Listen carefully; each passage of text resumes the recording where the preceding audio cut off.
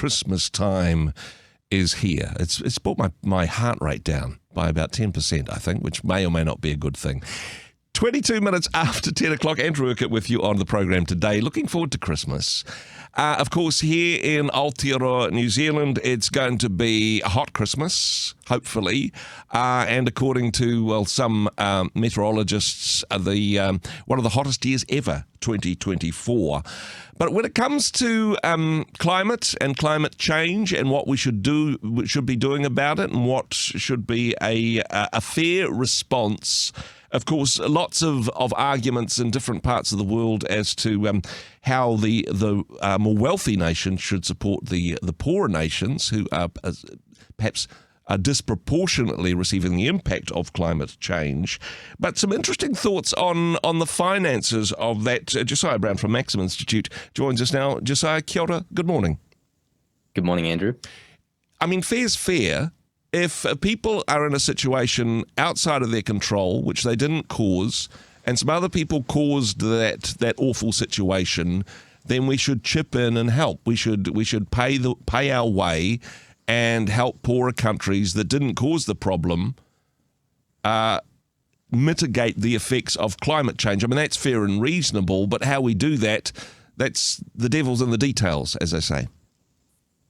Yeah, well, that was certainly the finding or the agreement reached at COP29, the 29th Conference of Parties under the UN Convention on Climate Change. The agreement, after a lot of drama, accusations of foul play, was that richer countries, including New Zealand, would pay poorer countries to the tune of $300 billion annually. Wow. To help address some of these effects of climate change. It hasn't been announced just how much New Zealand's contribution will be, but World Vision and Oxfam released a joint press release saying that really New Zealand needed to stump up $558 million next year annually. That's an annual commitment, and by 2030, that should double. And our overall climate target, so this is international climate aid, we should be looking at $1.9 trillion by 2035. Can we just back up? Big numbers there. Cool. That's just for New Zealand. $1.9 trillion should be New by Zealand. 2035. Wow. I mean, that's not each year, but that's cumulatively, and that's a very, very big number. That could build a lot of schools and hospitals, of course. That's not far away. It's 10 years. So yes, you're right. That's a lot of money. And the key thing out of their press release was that New Zealand should pay its fair share. Yep. Now, that leads me to wonder, okay, well, how do you calculate what that fair share is? New Zealand's total global emissions as a percentage is actually just 0.09%. Okay. Under the current global emissions target, the current global finance target of $100 billion per year, that actually amounts to $153 million a year for New Zealand. But actually, we've budgeted $1.3 billion for the years 2022 to 2025 in international climate finance. So I would say we're actually already paying our fair share. Wow. I mean, this... It's all very nice to help people, and hey, New Zealand's a generous country, and if we have the means, we should do it. But again, this seems disproportionate. This seems unfair. Is it the fact that the mega polluters, that there are some people that are causing much more problem than us? They're just not ready to sign the document, so we have to compensate for their lack of interest in this space. That may well be the case, but regardless, we have to understand that finance is a zero-sum game. Yeah. Whatever we spend elsewhere is funds that we can't spend here. You're hearing about issues in our education sector, not enough funding, healthcare, not enough funding. There's obviously the Dunedin Hospital. I mean, there are plenty of projects, infrastructure, where we're actually crying out for more money, and yet we're borrowing to pay off these countries overseas. So there's a question of going, okay, so we're borrowing money to send that money overseas while we also have our own issues here that need to be addressed. So that is cause for concern, I think. The other big issue, I suppose, the huge issue, is yet to be seen whether or not spending all this money. I mean, if we spent all of this money and we could stop climate change and we could preserve the planet for future generations, some would say, well, no amount of money is too much to achieve that. But I think there's a huge question mark on whether spending all this money will make that difference, or even make any difference, or even get to the place that it needs to go to put the mitigation schemes in place that will make a difference. Yeah, really there are two questions we need to answer with all of this. How much can we afford to give? Yep. And will this money actually make a difference? Now, there are some real accountability problems with global climate finance. Oxfam reported this year, just recently, that $41 billion from the World Bank went unaccounted for in climate finance over the past 7 years due to poor record keeping. But, they're not the only ones. A Reuters report found that $65 billion in climate finance was so vaguely reported, it's actually impossible to trace. We don't even know which continent this money went to. Wow. The list goes on. There's issues with political barriers and administrative issues. One study found that only 17% of adaptation finance actually reached the local level between 2017 and 2021. So given how murky this system is, and given that there's a big question mark on return on investment, I really think it's time for a reevaluation of what New Zealand's international aid looks like. Because, of course, New Zealanders, we care about people in developing countries, but it's not enough just to feel good about donating this money. It actually needs to have an impact. One of the other issues, and this is something which New Zealand does quite well at in terms of the international comparison game, is the level of corruption in New Zealand. Okay, not that there's no corruption, but there's a lot less than most other countries in the world. Some of the places that it's been recommended to be the recipients of large amounts of finance are some of the most corrupt countries in the world, with officials skimming anything off the economy and putting it in their own pockets and their own offshore accounts.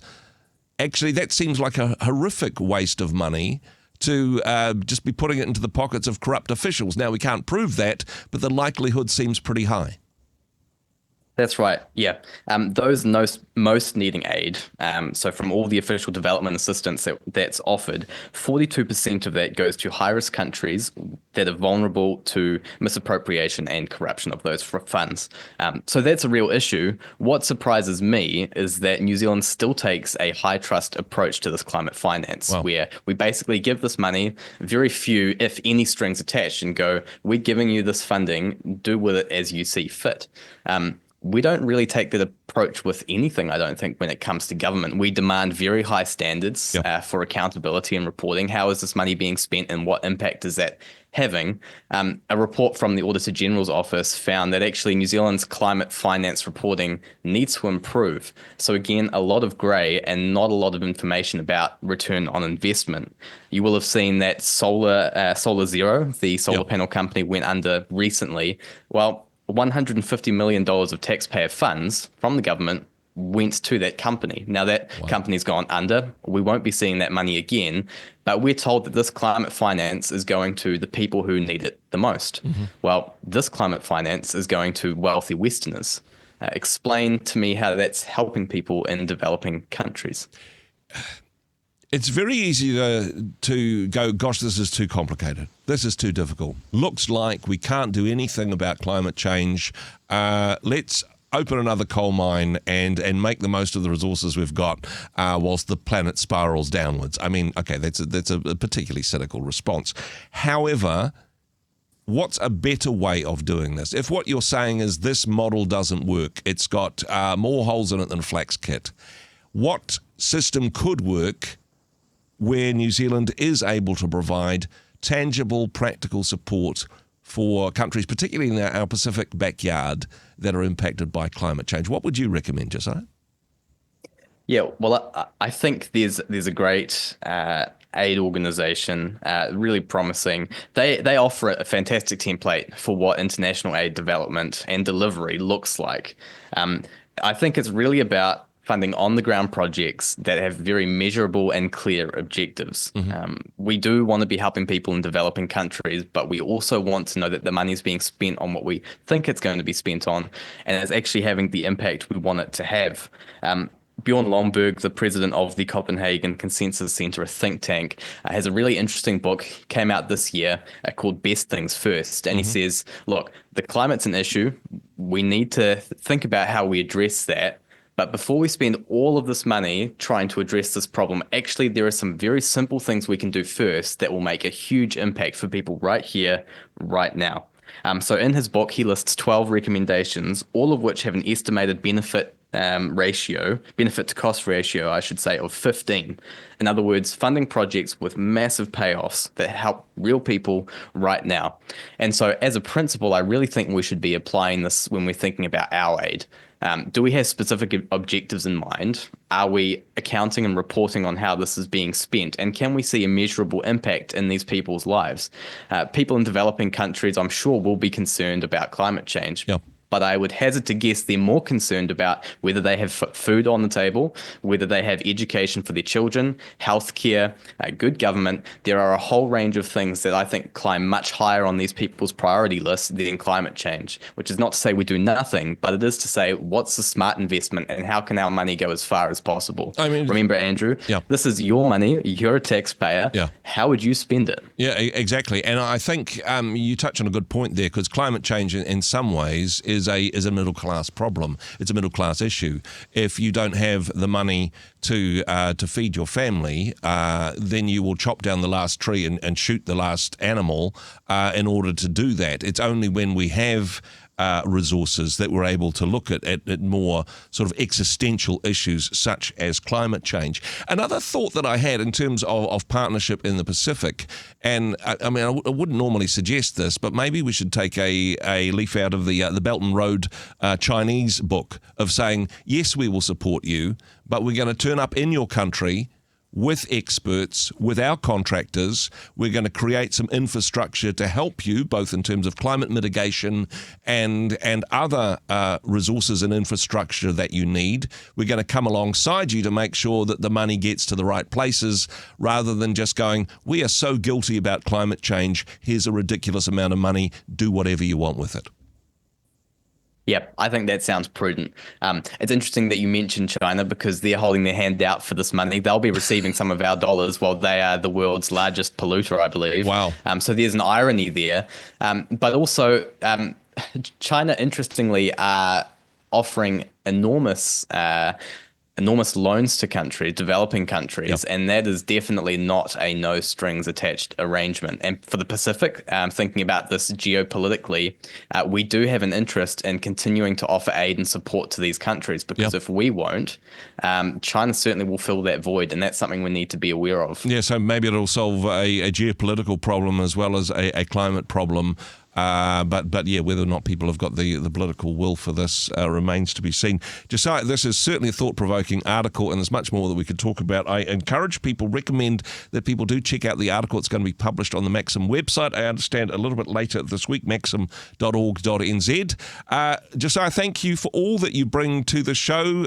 Merry Christmas to you and yours. Thanks for your time today. Likewise, Andrew. Thank you. Hey, thanks very much for joining us in the Rhema studio. Thanks very much for watching the interview.